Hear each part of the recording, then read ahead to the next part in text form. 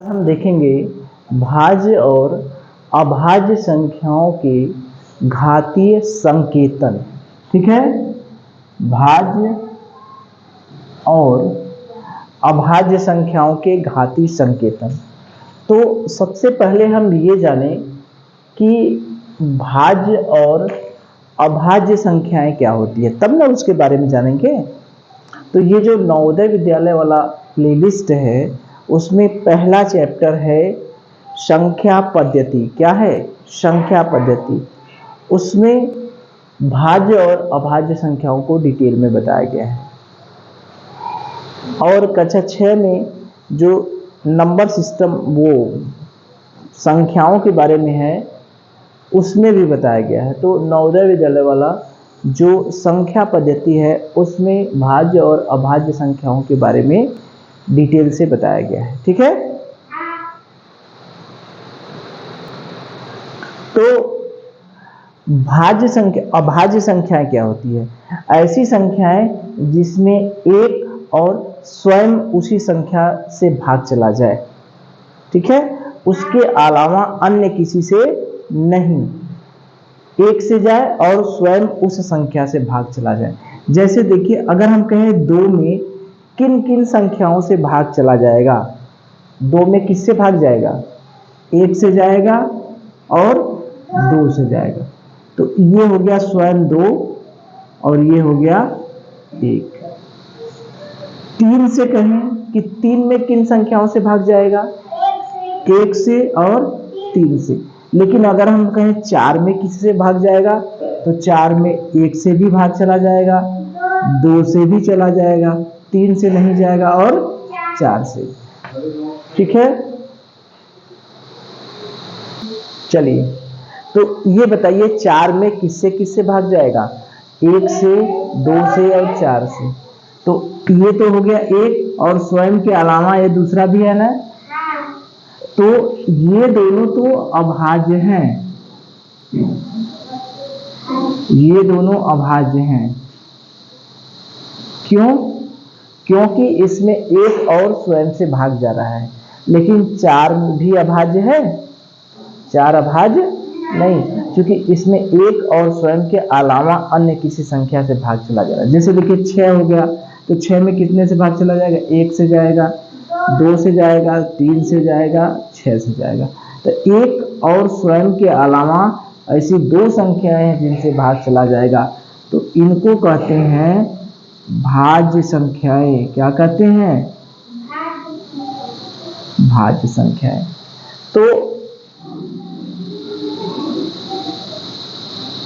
तो ऐसी संख्याएं जिसमें एक और स्वयं के अलावा अन्य किसी संख्या से भाग चला जाए उसे हम कहते हैं भाज्य संख्याएं।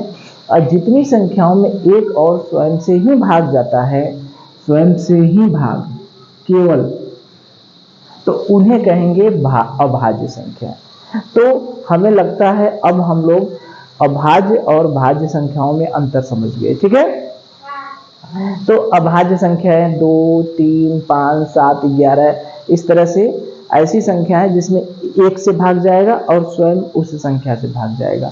भाज्य संख्याओं का गुणनखंड करेंगे तो उसका गुणनखंड एक और स्वयं के अलावा अन्य होगा, या एक और स्वयं के अलावा अन्य किसी से भाग जाएगा। ठीक है, अब देखिए, अब इसको हम मिटा दें, क्योंकि हम अब समझ गए हैं कि भाज्य संख्या क्या होती है और अभाज्य संख्या क्या होती है। तो अब देखिए कि अगर हमें घातीय संकेतन लिखना है, घात के रूप में लिखना है, ठीक है, तो अगर हम 3 को घात के रूप में लिखेंगे, 3 को, तो 3 भाज्य है कि अभाज्य है? अभाज्य है। Very good. और 3 का गुणनखंड भी करेंगे तो 3 इकाई 3, 3 का गुणनखंड करेंगे तो 1 गुणे 3 यानी 3 ही आएगा। तो इसको घात के रूप में लिखेंगे तो 3 के घाते क्या लिखेंगे? 1। इसी तरह से 5 भी अभाज्य संख्या है, तो 5 के घाते क्या होगा? 1। ठीक है, तो इस तरह से हम ये कह सकते हैं कि अभाज्य संख्याओं का घातीय संकेतन क्या है? एक है। इसका घात क्या है? एक। जितनी भी अभाज्य संख्याएं हैं उनका घात क्या होगा? एक।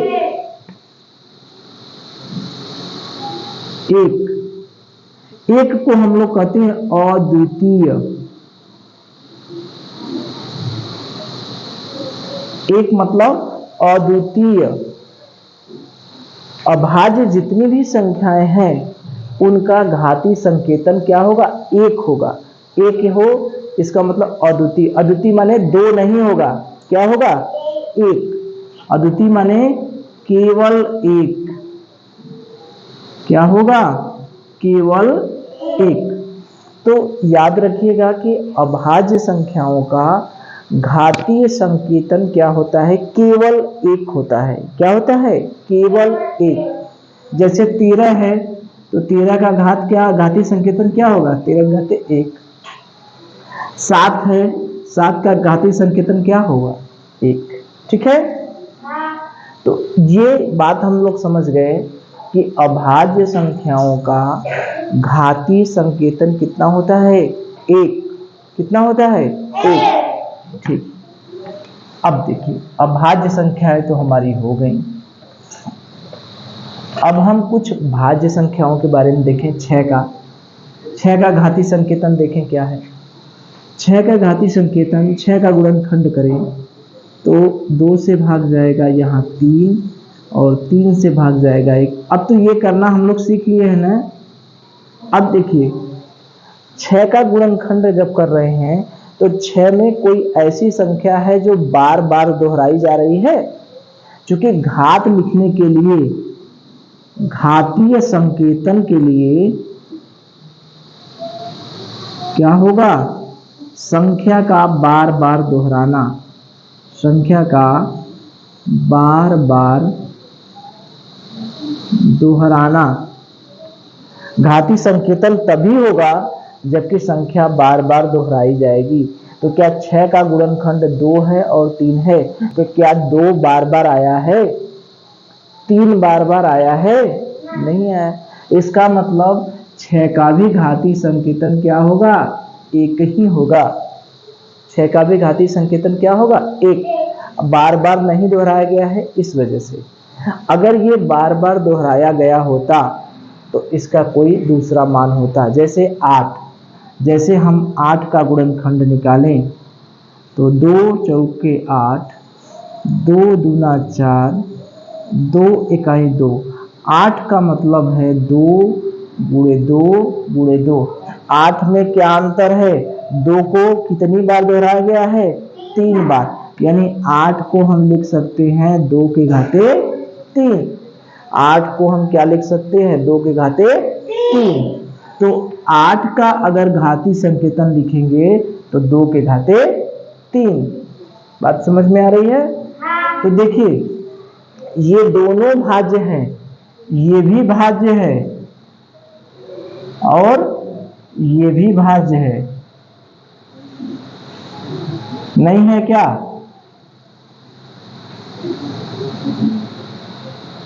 अरे भाई 8 भी भाज्य संख्या है और 6 भी भाज्य संख्या है? लेकिन इसका घातीय संकेतन इसका अद्वितीय है। 6 का अद्वितीय मतलब एक ही है। इसका घातीय संकेतन क्या है? घातीय संकेतन अद्वितीय है? और इसका घातीय संकेतन अद्वितीय नहीं है।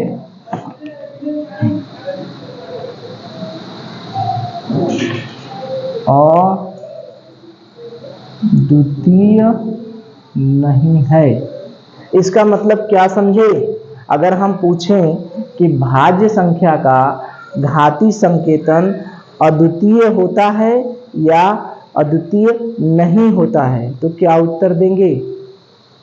भाज्य संख्याओं का घातीय संकेतन अद्वितीय होता है या अद्वितीय नहीं होता है? दोनों होता है, अद्वितीय भी हो सकता है और अद्वितीय नहीं हो सकता। ठीक है, तो भाज्य संख्याओं का घातीय संकेतन, ठीक है, अद्वितीय हो भी सकता है और अद्वितीय नहीं भी हो सकता है। ठीक है, भाज्य संख्याओं का घातीय संकेतन अद्वितीय हो भी सकता है और अद्वितीय नहीं भी। जैसे ये भी देखिए भाज्य संख्या है, लेकिन 6 के घाते केवल 1 है, इसका मतलब अद्वितीय है। 8 भी भाज्य संख्या है, लेकिन 2 के घाते 3 है, 1 तो है नहीं, तो इसका मतलब यह अद्वितीय नहीं है। तो भाज्य संख्या के लिए अद्वितीय भी होगा और अद्वितीय नहीं भी होगा, जैसी स्थिति बनेगी। ठीक है, अगर भाज्य संख्या बार गुणनखंड करने पर बार बार दोहराई जा रही है तो उसका घातीय संकेतन अद्वितीय नहीं होगा। अगर भाज्य संख्या गुणनखंड करने पर बार बार नहीं दोहराई जा रही है, इसका मतलब उसका घातीय संकेतन अद्वितीय होगा। ठीक है, बात समझ में आ रही है? 81 का देखें, 81 का गुणनखंड करिए, 3 27 3 9 और यहाँ पर 3 3 और 3 1, यानी 81 बराबर 3 गुणे 3 गुणे 3 गुणे 3, यानी 81 बराबर 3 के घाते क्या है 4, 3 के घाते क्या है 4। तो ये अद्वितीय 81 बराबर है 3 के घाते 4। तो बताइए अद्वितीय है या नहीं? अद्वितीय है या नहीं? अद्वितीय नहीं है। क्यों? क्योंकि इसकी घात 1 होगा। जिसकी घात 1 रहेगा वह अद्वितीय होगा और जिसकी घात 1 नहीं रहेगा वह अद्वितीय नहीं है। घात 1, ठीक है, केवल घात 1, जिसकी घात केवल 1 होगा वह अद्वितीय होगा और घात 1 के अलावा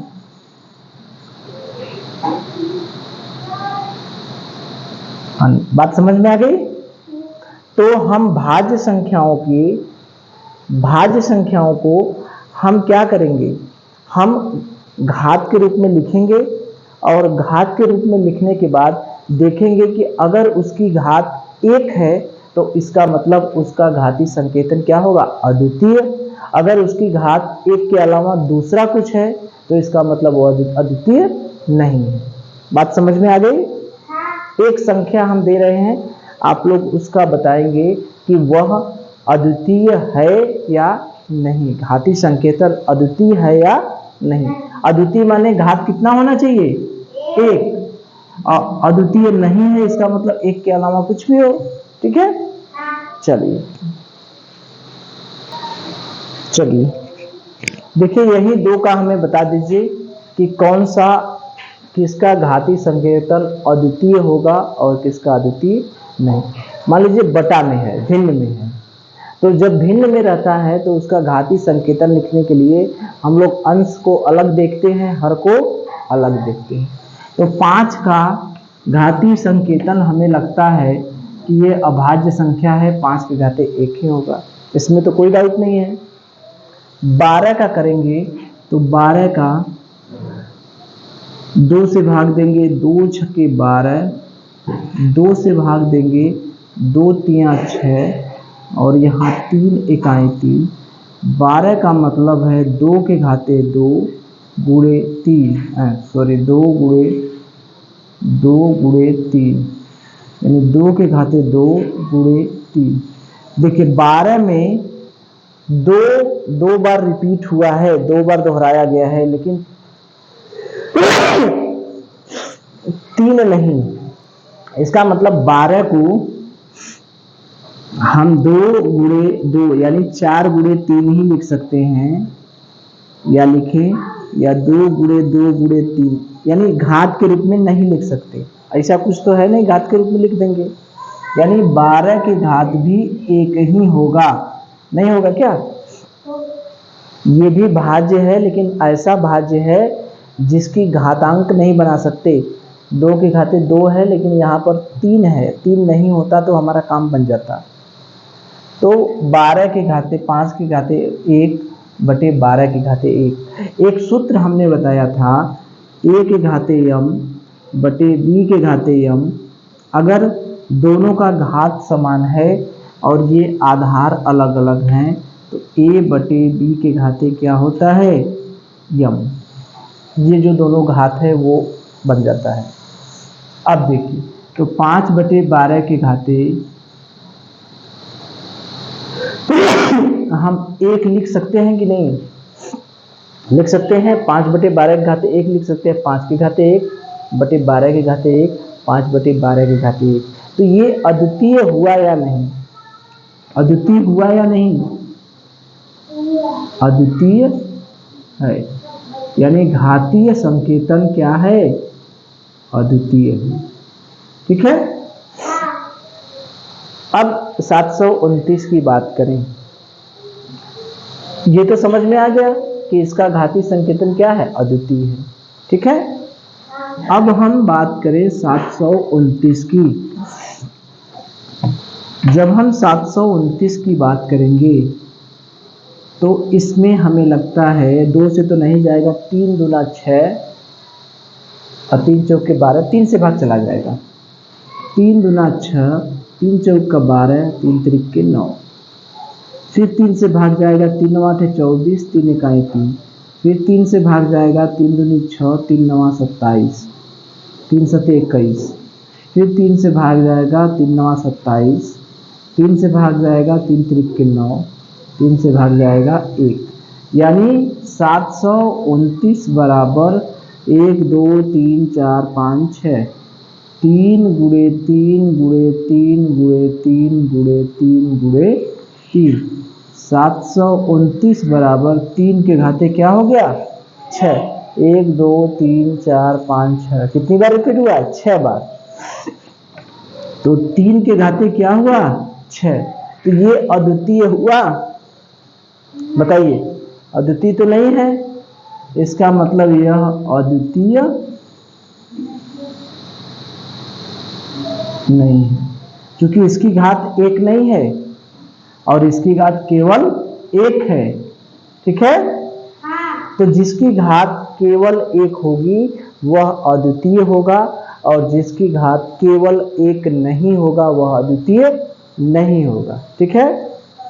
तो इसको हम चाहें तो इस तरह से भी लिख दे, 2 2 का जोड़ा बनाएंगे तो हम ऐसे भी लिख सकते हैं, 9 गुणे 9 गुणे 9, यानी 9 की घाते 3 भी लिख सकते हैं। लिख सकते हैं कि नहीं? तो इसको हम ऐसे भी लिख सकते हैं, 9 के घाते 3। तब भी देखिए ये अद्वितीय नहीं है, 1 नहीं हो रहा है किसी भी कंडीशन में। ठीक है। तो इस तरह से कोई भी भाज्य संख्या रहे चाहे अभाज्य संख्या रहे, अगर हमें चेक करना होगा कि उसका घातीय संकेतन अद्वितीय होगा या नहीं तो चेक कर लेंगे, हो जाएगा।